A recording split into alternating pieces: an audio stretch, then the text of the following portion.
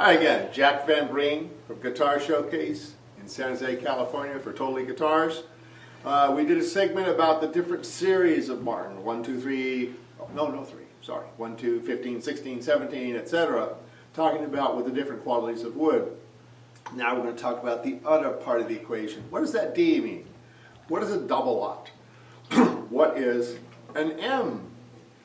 So, I'm going to put George here, back on the stand, and we'll start at the beginning. Right here, this invisible guitar I have is a single lot. Then we go to a double lot.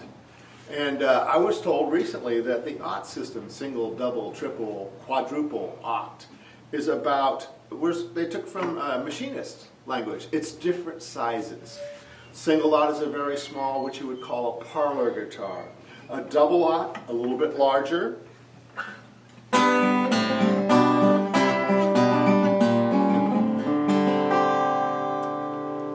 Nice tight sound, not a lot of bottom end, perfect for playing in the living room. Triple aught, a little bit larger body.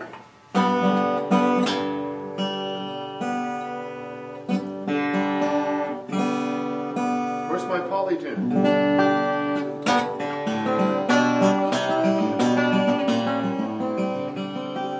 Same depth, but a little bit bigger in the lower bout. This is a very popular size instrument right now. Eric Clapton a few years back collaborated with Martin and said, well, I really like my triple aught, 1939, 28.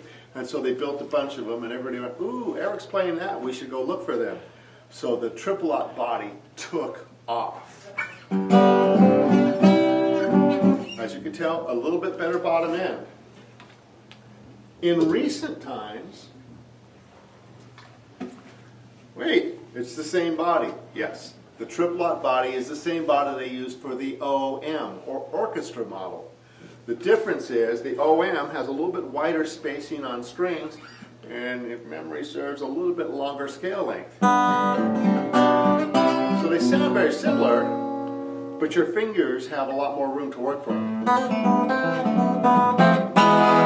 For doing finger picking things. And I didn't realize this growing up. My prized and beloved Yamaha FG 180 has a smaller nut width. And I was always getting my fingers mixed up doing finger picking stuff till I got my JC16, which has the 1 3/4 nut, same as an OM. And it's much easier to do a lot of the finger style things that I like to do. So the triple aught and the OM, same body, but different neck profiling to make finger style better. And of course, the ubiquitous dreadnought.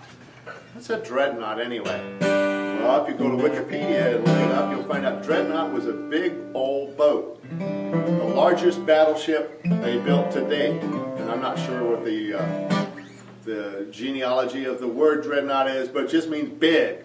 And in the time when they were building these guitars bigger and bigger, the banjo had come on the scene, and it was this loud, obnoxious instrument, and they wanted a guitar that would keep up.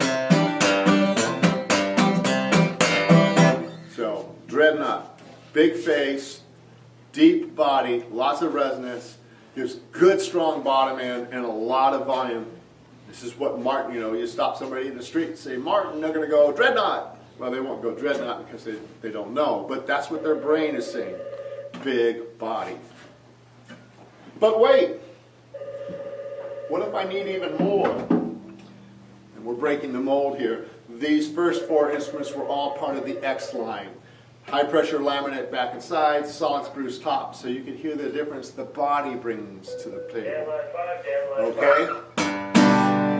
This is a jumbo. Really big lower bout, and even bigger bottom end. Now we're cheating, we're going to mahogany. That's going to have a bigger tone difference. This is all solid woods. Your best bet to find out is find a store like Guitar Showcase where you can compare, and I actually have on the wall, a double aught, triple aught 28, a dreadnought 28, and a jumbo 16. You can compare the different bodies and get a feel for what's going to work. This is a big guitar to hold, but it really puts out some powerful bottom end. So, that's the body styles. But wait, there's more. I'm gonna dig out the flat pick for this. We're gonna go to my favorite line of guitars, the D28. Hopefully I won't damage anything.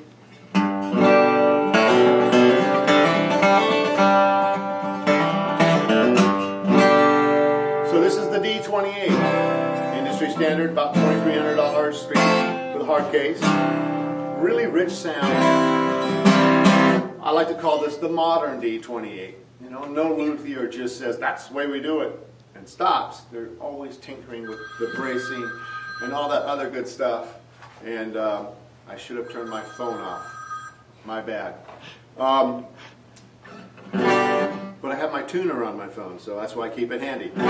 Okay, so the D28, modern bracing. Martin, along with designing, developing the dreadnought body, patented the X bracing, where there's wood going across this way, which braces the bridge so it doesn't pull off the face with all that tension, but allows the top to resonate freely.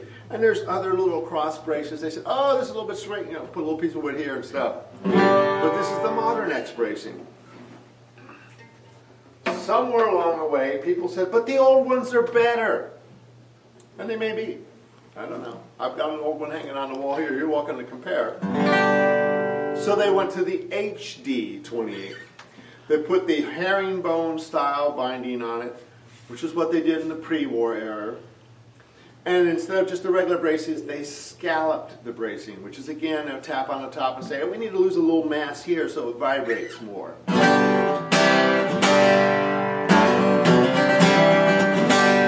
As you can hopefully hear, it really opens up the guitar.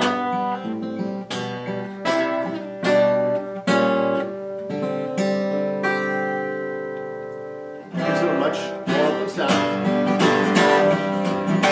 more transparent or translucent. But some folks, that wasn't enough. That wasn't enough. I don't think you quite got it right. So they played with it some more, and they came up with my personal favorite, the HD28V. They went to, instead of Sitka spruce, they went to an Adirondack top, and they took the bracing and called it forward shifted. They moved it all a little bit this way, which really opened up the mid-range.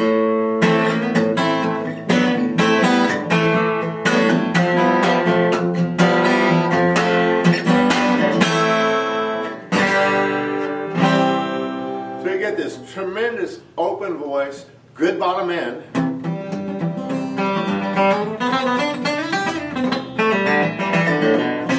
Strong mids, great highs, just an amazing instrument.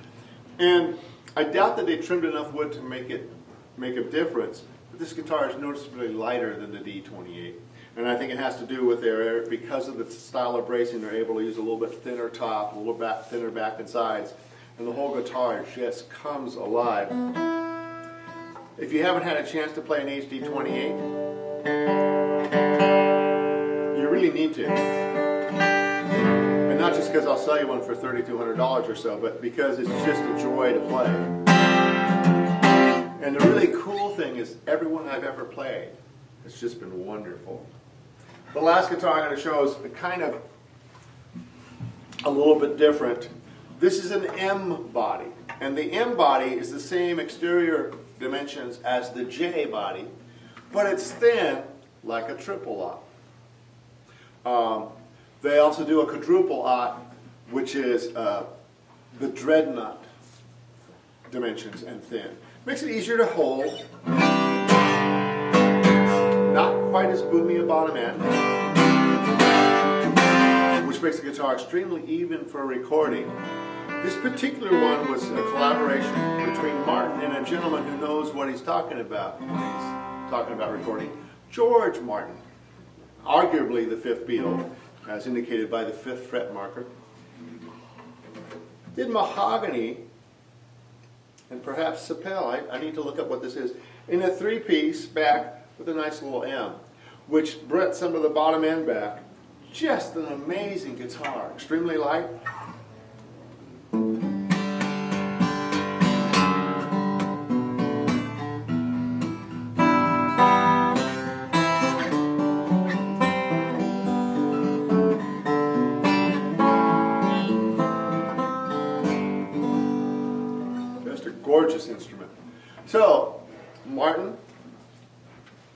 double, triple, single, aughts, dreadnoughts, jumbos, M's, OM's. A lot of choices. You need to go out and play all of them. You need to play the different woods, mahogany, maple, sapel, two-piece, three-piece back, and see if anything strikes your fancy. And of course, as I've been known to say, and just because you played a triple aught that you really love doesn't mean you love all triple aughts. Play the guitar you love, and then take it home with you. Jack Van Breen from Guitar Showcase. Thanks for listening.